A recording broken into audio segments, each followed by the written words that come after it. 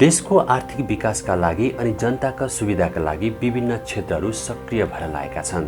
देशको विकासको मेरुदण्ड भनेको अर्थतन्त्र नै हो। देशको अर्थतन्त्र सुदृढ गर्न नेपालका खोला नालाको अधिकतम प्रयोग गर्नै पर्छ, जसका लागि सरकारले स्वदेशी लगानीकर्ताका लागि उपयुक्त वातावरण र नियम बनाइदिन जरुरी छ। नेपालीबाटै थुप्रै हाइड्रो सेक्टरमा लगानी गरेर समयमै उत्पादन गरेर देशलाई झिलिमिली बनाउँदै विदेश निर्यात गर्न सक्ने सम्भावना छ। हरेक क्षेत्रमा लगानीका लागि विदेशीलाई मात्रै प्रोत्साहन गर्ने अनि स्वदेशीलाई हतोत्साहित गर्ने कार्य बन्द गर्नै पर्छ।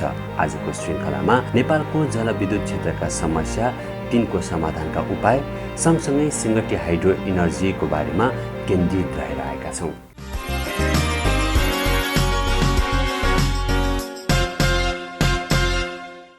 Sponsored by Forten.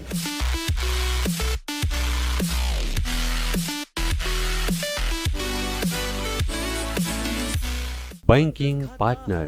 मध्ये सबैभन्दा बेस्ट एनआईसी एसियाको बचत खाता, यो हो सर्वश्रेष्ठ, यो हो सर्वश्रेष्ठ। Sponsored by Marina Inplex. Designing your dreams since 1983. Marina Impex. Supported by O2 Studio. उत्कृष्ट रेकर्डिङको लागि O2 स्टुडियो, कपुधारा, काठमाडौँ। सम्पर्क 98 62 25 58। Educational partner Embedding Education Network.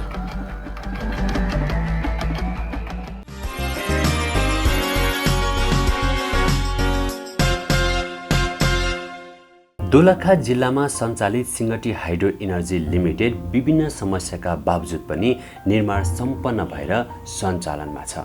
Specially सिंगटीको कुरा गर्दा चाहिँ हामीले झन् 67 सालमा होला नेपालमा सायद पहिलोचोटि होला डिओडीले टेन्डरिङ गरेर 6वटा सुपर 6 भनेर चिनिन्छ 6वटा प्रोजेक्टहरू, त्यसमध्ये एउटा सुपर 6 मध्येको एउटा सिंगटी हाइड्रो पावर पनि हो। र हामीले त्यतिखेर लेखेको त अब त्यतिखेरको कन्डिसन भन्दा त अब झन् 3 महिनामा पिपिए गरेर दिने भनेको थियो र त्यो हुँदै अब त्यो भने तापनि थुप्रै खालका समस्या हुँदै झन्डै 70-71 सालमा मात्रै पिपिए भयो र अपग्रेड गर्दै थुप्रै थियो। त्यसपछि अब तुरुन्तै भूकम्प आयो, भूकम्पले पनि थुप्रै समस्याहरू भयो र हामीले झन्डै भूकम्पको पश्चात फाइनेन्सियल क्लोजर गरेर हामीले सुरु गरेका। त्यस कारण सुरुको फेजमा लाइसेन्सको फेजमा र गभर्मेन्टले कामहरूमा अलिकति थुप्रै जे शर्तहरू सहित दिएको थियो त्यो अनुसारको काम भएन, त्यसले गर्दाखेरि प्रोजेक्ट ढिलो भयो। र त्यतिखेर सरकारको सोचाइ चाहिँ तुरुन्तै दिएर तुरुन्तै पिपिए गरिदिएर तुरुन्तै ल्याउने खालको लोड सेडिङ एकदमै थियो, त्यो सोचेर गरे तर थुप्रै कामहरू भएन। र त्यो हुँदा भूकम्प पश्चात हामीले यो काम गरेको हुनाले गर्दाखेरि फाइनेन्सियल क्लोजर गर्न पनि अलिकति सिंगटी फेरि अलिक त्यो इपी सेन्टर धेरै परेकोले अलिकति गाह्रो पनि भयो र त्यो सँगसँगै हामीले काम सुरु गऱ्यौँ। झन् 3 वर्षमा कन्स्ट्रक्सन हामीले सकेका थियौँ र अब त्यसमा अब थुप्रै खालका समस्याहरू त परिहाल्छ लोकल अरू त्यो हुँदै पनि हामीले लोकलले कम्पेरिटिभली अन्तको हेर्दाखेरि अलिकति पोजिटिभै सहयोगै गरेको जस्तो देख्यौँ। र हामीले प्रोजेक्ट सकिसकेपछि चाहिँ ट्रान्समिसन लाइन नभएको कारणले गर्दा ट्रान्समिट हुन सकेन, त्यसले गर्दाखेरि ठुलो क्षति बेहोर्नु पर्यो हामीले। वनजङ्गल फडानीमा जग्गाको किताकाट गर्नदेखि लिएर थुप्रै समस्यासँग जुझ्नुपर्ने बाध्यता छ हाइड्रो सेक्टरलाई। नेपालमा आजको दिनमा हेर्दाखेरि जलविद्युत नै एउटा यस्तो माध्यम हो कि जसले गर्दाखेरि नेपाललाई चाहिँ डलर इन्कम सोर्स भित्राउने खालको एउटा यो मात्रै संस्था देख्यो, किनकि हामीहरू खालि डलरहरू गएका मात्रै छन्, तेलमा पनि त्यत्तिकै छ, अन्य डिजेलहरूमा छ, अरू इम्पोर्टदेखि बाहेक केही पनि छैन र एक्सपोर्ट गर्न सक्ने यो एउटा छ। र अर्को कुरा कस्तो भने हामीले खपत गर्दा पनि थुप्रै इम्पोर्ट घटाउन सक्ने भनेको यो कमोडिटी भनौँ अब के भनौँ होइन, यो मात्रै छ हामीसँग एउटा। र यसले गर्दाखेरि हामीले लङ टर्म भिजन जस्तो आज पिपिए गऱ्यो भने 5 वर्षपछि मात्रै बिजुली उत्पादन हुन्छ, छिटोमा नभए 6, 7, 8 वर्ष लाग्छ। त्यसले गर्दा आजको दिन हेर्ने हो भने तपाईहरु अब डेली डिटेल हेर्दाखेरि दिनदिनै अब झन् 5 करोड 6 करोडको बिक्री भइरहेछ भन्ने खालको न्युज हुन्छ, त्यो पनि हामीलाई गर्व लाग्छ होइन। र त्यसले गर्दाखेरि सबभन्दा पहिलो त पिपिए गरिहाल्नु पऱ्यो कि, पिपिए नगरेर लाइसेन्सहरू होल्ड गरेर राखिरहेछ। डिओडीले त टाइममा पिपिए भएन भने लाइसेन्स क्यान्सल गरिदिन्छ नि त, त्यसले गर्दाखेरि तुरुन्तै पिपिए गर्नु पऱ्यो र त्यो छ। र अर्को कुरा वनको त्यत्तिकै समस्या छ। वनमा रुख कटानदेखि लिएर जस्तो 1000वटा रुख काट्नु भनेको छ, भरे काट्ने बेलामा 950वटा काट्नु पऱ्यो भने फेरि प्रोसेसिङ गर्नुपर्छ। घटी भयो भने पनि, बढ्यो भने त पर्थ्यो, घटी भयो भने पनि त्यसले त्यस्ता खालका थुप्रै छ। अब जस्तो जग्गाको अहिले भर्खरै किताकाट गर्न नपाइने भनेको छ। हामीले त ट्रान्समिसन लाइनको 4 आना 8 आना थोरै जग्गा 1 रोपनी जग्गा किन्नुपर्ने हुन्छ कि ठुलो प्लटमा। अब त्यो जग्गा किताकाट गर्न पाएन भने त्यत्तिकै समस्याहरू छ होइन। र त्यसले गर्दाखेरि अब प्रत्येक मिनिस्ट्रीहरूमा थुप्रै खालका समस्याहरू छन्। अब यति समस्या हुँदाहुँदै पनि नेसनल प्रायोरिटीको लागि र देशलाई बचाउन सक्ने सेक्टर भनेको यही मात्रै भएकोले ऊर्जा उद्यमीहरू लागिरहेका छन् र उनीहरूलाई प्रोत्साहन गरेर छिटोभन्दा छिटो बिजुली उत्पादन गरेर यसलाई चाहिँ एक्सपोर्ट गर्ने अथवा नेपालमै खपत गराउनेतिर लाग्नु पर्यो, अर्को एक्सपोर्ट गराउनेतिर लाग्नुपर्छ जस्तो लाग्छ मलाई। सरकारको केही नीति राम्रो भए पनि पछिल्लो समयको सेयर सम्बन्धी नीति यो क्षेत्रको विकासमा बाधकै बन्नेछ। तर यस्तो नियम हटाउन प्रयास तथा छलफल भइरहेका छन्।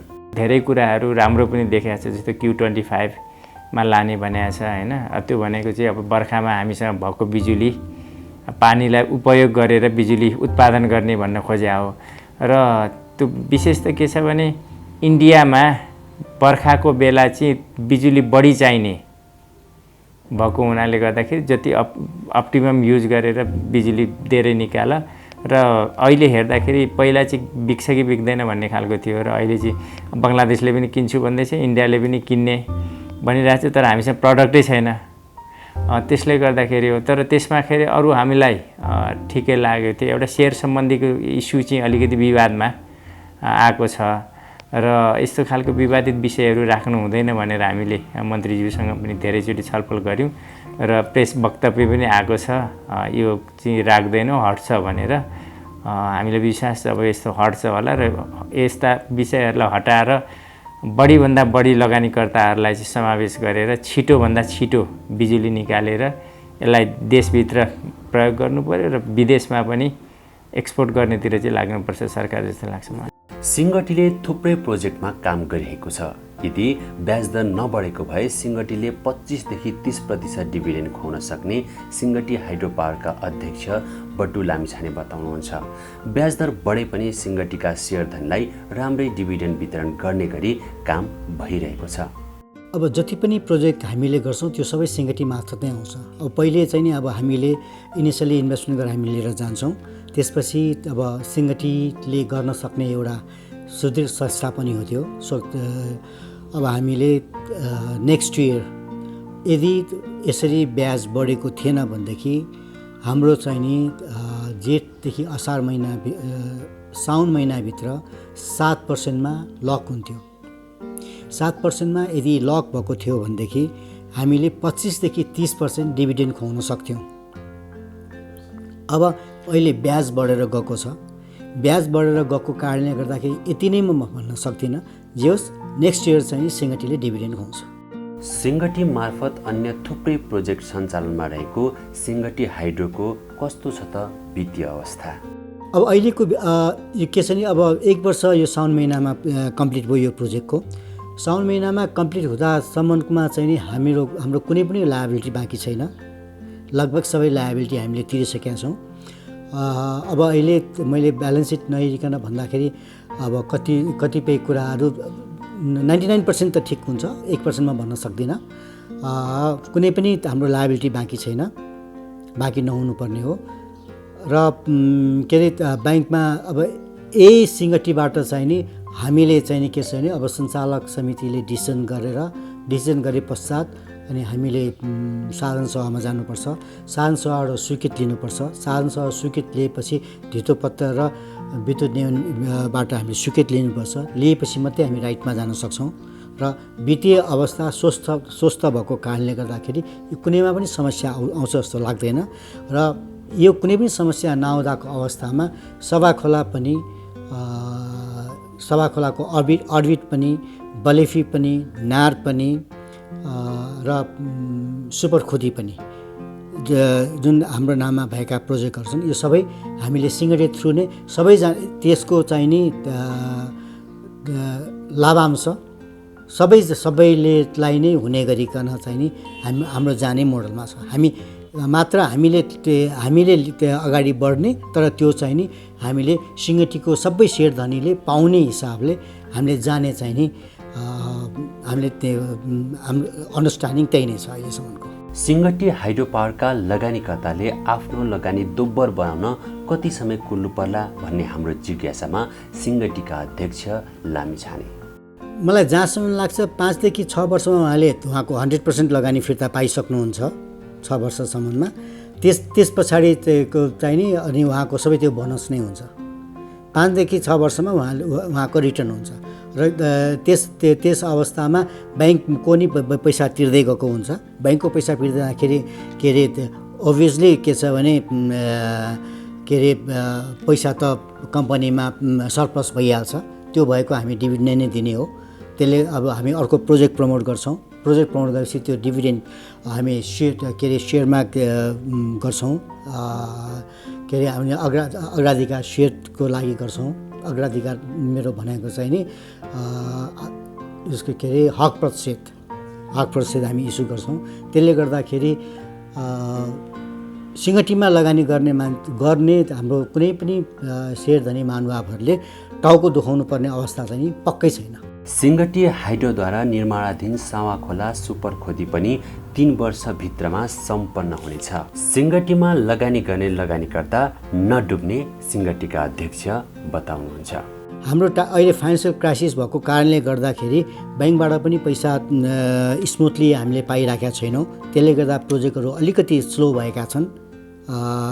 त्यो कारणले गर्दाखेरि चाहिँ अलिकति ढिलो भयो भने मात्रै, नत्र सभाखोला पनि सुपर खुदी पनि यो चाहिँ सम्भवतः 2 देखि 3 वर्षको पिरियडमा प्रोजेक्ट सकिन्छ, कम्प्लिट हुन्छ।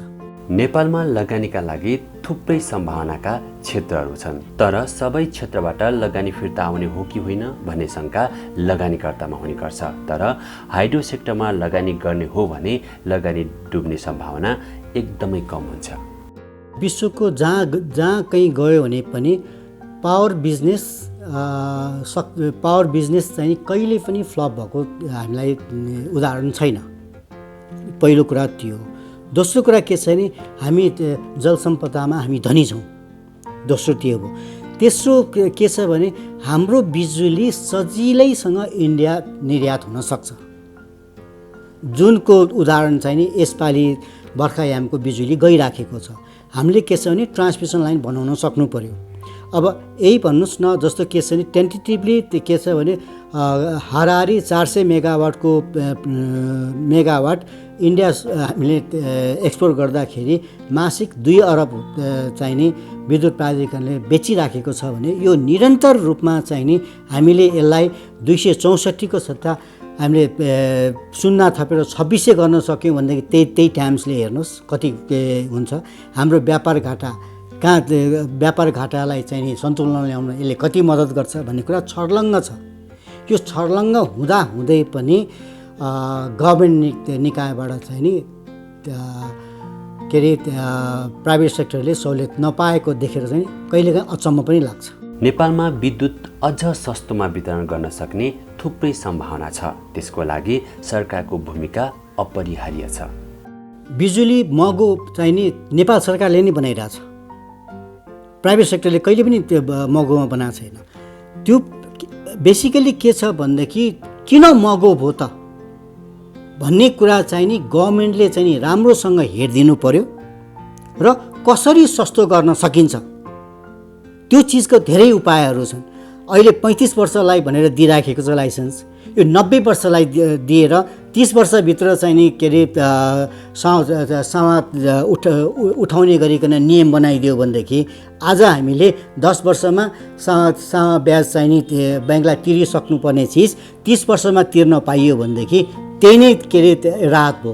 त्यसबाट चाहिँ नि के अरे बिजुलीको महसुल घट्न सक्छ। अनि अर्को कुरा के छ भने जुन गभर्मेन्टले चाहिँ नि के छ भनेदेखि जग्गाको लागि जग्गा किनेर पनि दिनुपर्ने, त्यसको लागि चाहिँ नि रोयल्टी पनि दिनुपर्ने, दोहोरो मार छ, त्यो चिज हेरिदिनु पर्यो। वन जङ्गलको ह्यारेसमेन्ट क्लियर गरिदिनु पर्यो हैन। अब जुन चिज चाहिँ नि अब राष्ट्रको लागि चाहिँ नि फाइदाजनक छ त्यसको लागि चाहिँ नि भन्सा दर रेटहरू चाहिँ नि क्लियर गरिदिनु पर्यो हैन। यसका धेरै चिजहरू छन् जुन कि अहिलेको रेटभन्दा पनि कम रेटमा गर्न सक्ने जुन चिज चाहिँ नि अहिले गभर्मेन्टले मैले पहिलेदेखि भनिआएको थिएँ कि Q20 मा हुनुपर्छ, Q20 मा हुँदाखेरि यसको कस्ट घट्छ भनेको थिएँ। अब अहिले गभर्मेन्टले Q20 को प्रोभिजन पनि ल्याउन लागेको छ। यसबाट सर्टेनली के अरे गर्मी महिनाको कस्ट घट्छ भन्दाखेरि कस्टको अब यही चिजमा 100% क्यूमा गर्ने सरकारले भन्ने जस्तो यो 8 रुपियाँ होइन 20 रुपियाँ पुग्छ।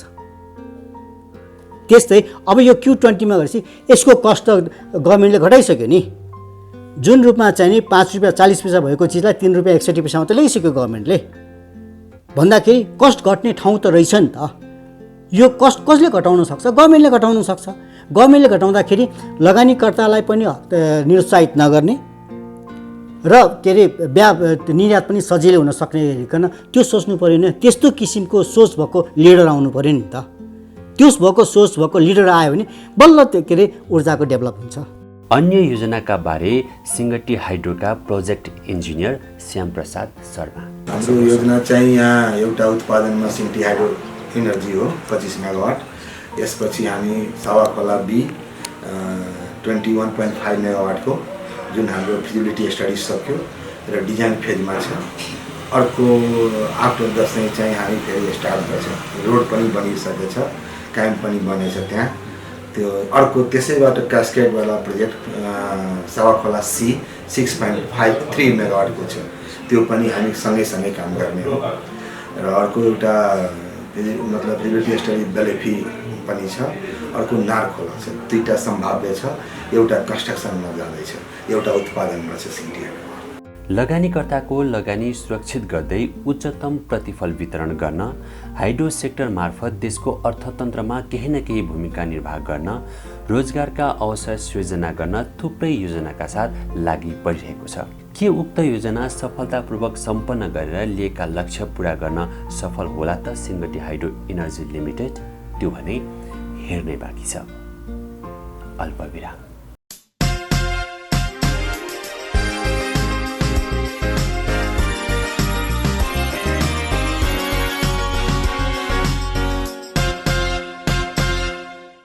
Sponsored by Forten.